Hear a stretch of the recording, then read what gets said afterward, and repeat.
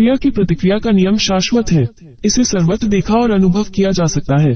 क्रियाओं के जैसे बीज होंगे वैसे ही फल परिणाम के रूप में सामने आएंगे। गेहूं का बीज गलकर अपने अदृश्य असंख्यों बीज पैदा करता है। आम का बीज गलकर आम ही पैदा करता है। नीम का बीज गलता है तो नीम का वृक्ष ही पैदा करता है। गेहूं के बीज से नीम का वृक्ष पनपे ऐसा न तो देखा गया और न ही सुना गया। प्रकृति के उपवन में कर्मफल व्यवस्था के उदाहरण सर्वत्र देखे जाते हैं। दैनंदिन जीवन में भी इसके प्रमाण मिलते हैं। अपवादों को छोड़कर बिना कोई पढ़े विद्वान बन गया हो ऐसा देखा नहीं जाता। बिना नियमित निर्धारित समय तक अध्ययन किए किसी को विशिष्ट डिग्री मिल गई हो ये सामान्य क्रम में नहीं होता। डॉक्टर, इंजीनियर, वकील, वैज्ञानिक बनने के लिए नियत समय तक निर्धारित पाठ्यक्रम पढ़ना और उसमें उत्तीर्ण होना पड़ता है। विद्यार्थी को अभीष्ट प्रकार की योग्यता संपादन के लिए पूरे धैर्य का परिचय देना होता तथा परिश्रम की कीमत चुकानी पड़ती है। माली मन चाहे पुष्पों के लिए उनके पौध लगाता, तत्काल बिना किसी प्रकार के प्रतिदान की अपेक्षा किए उन्हें सींचता रहता है। निराई गुड़ाई करता है। किसान भी इसी प्रकार के मनोयोग धैर्य का परिचय देता है। फल पाने की उतावली उनमें नहीं होती क्योंकि उन्हें यह मालूम होता है कि समय के परिपाक पर फल मिलेगा ही। कर्मों का सुनिश्चित फल एक अकाट्य नियम है जिसे कुछ बातों में स्पष्ट देखा जा सकता है, पर कुछ मानवीय कृत्य ऐसे होते हैं जिनका तत्काल फल नहीं मिलता। भले कर्मों की सुनिश्चित परिणाम होते हुए भी तुरंत मिलते न देखकर कितने ही व्यक्ति उस शाश्वत व्यवस्था पर उंगली उठाते संदेह करते हैं जिसे कर्मफल सिद्धांत के रूप में जाना जाता है। कितने व्यक्ति तो सृष्टा तथा उसकी नियम व्यवस्था पर भी आशंका व्यक्त करने लगते हैं। उन्हें ये बात भली भांति जानना चाहिए कि भगवान किसी को न तो दंड देता है और न पुरस्कार। वो केवल विधि व्यवस्था का विधायक और नियंता मात्र है। सृष्टि की क्रमबद्धता और समस्वरता को बनाए रखने भर का ध्यान रखता है। व्यक्तिगत जीवन में उसका हस्तक्षेप नहीं के बराबर है। हर किसी को उसने ये पूरी आजादी दी है कि जो चाहे जिस तरह सोचे या करे। साथ ही विवेक का अनुदान देकर यह भी स्पष्ट कर दिया है कि चिंतन कर्तृत्व का स्तर ही उसके सामने दंड पुरस्कार के रूप में सामने आएगा। स्वतंत्रता दिशा अपनाने भर की है, पर जो कटीले मार्ग पर चलेगा वो चुभन से बच न सकेगा। ये तथ्य भी पूरी तरह स्पष्ट कर दिया गया।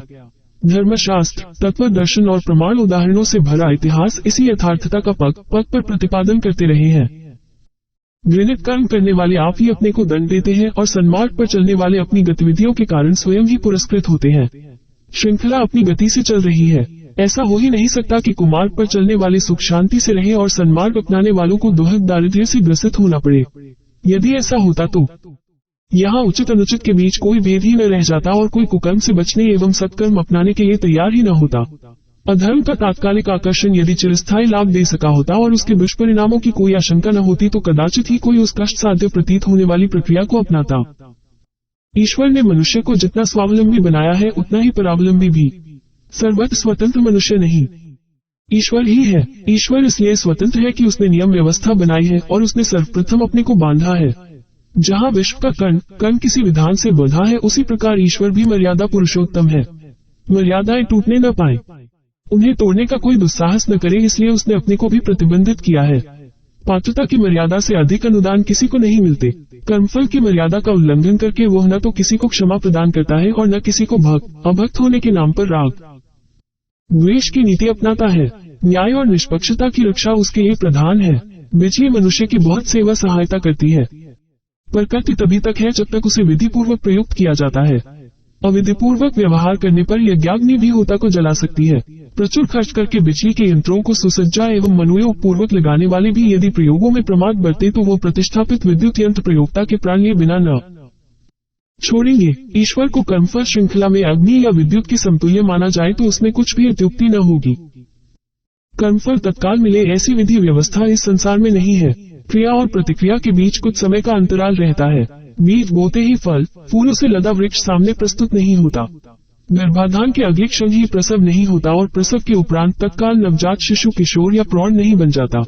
अभिभावकों को उसके लिए धैर्य रखना होता है।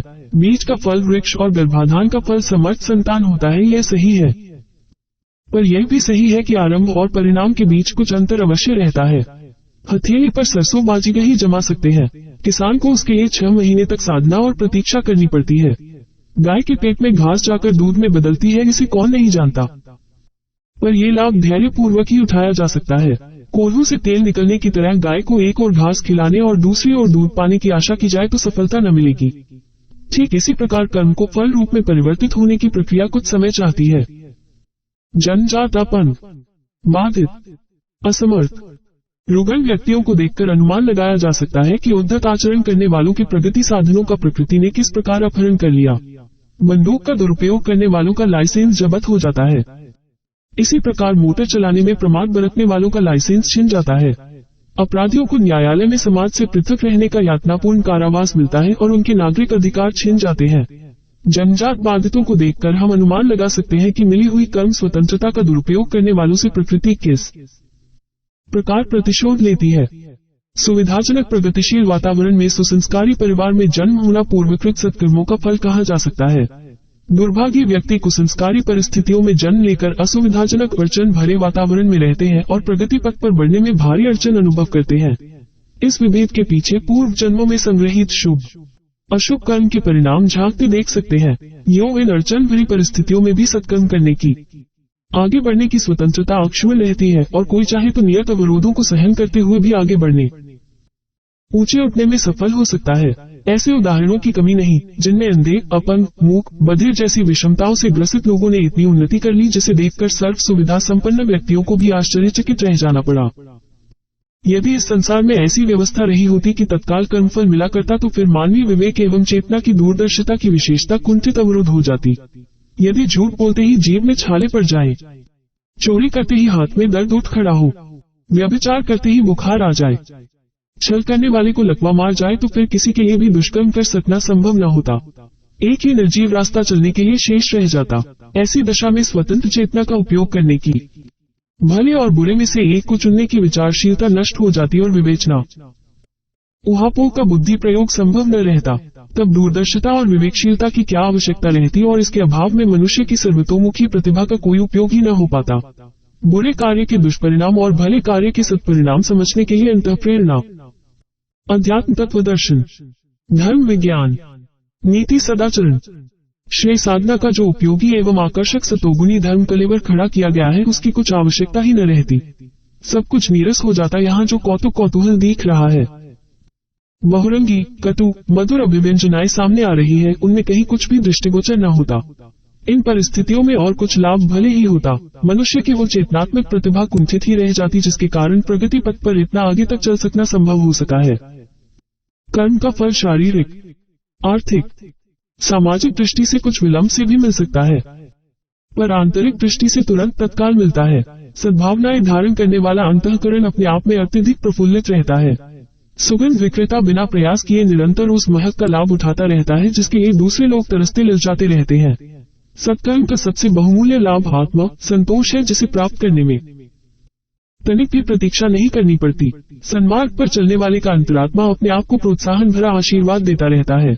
इस आधार पर बढ़ता हुआ आत्मबल मनुष्य की वास्तविक शक्ति को इतना अधिक बढ़ा देता है जिसकी तुलना उपनिषदकार की उक्ति के अनुसार 1000 हाथियों के बल से भी नहीं की जा सकती। सद्भाव संपन्न सन्मार्गगामी का कोई स्वार्थवश कितना ही विरोध क्यों न हो, पर भीतर ही भीतर उसके लिए गहन श्रद्धा धारण किए रहेगा।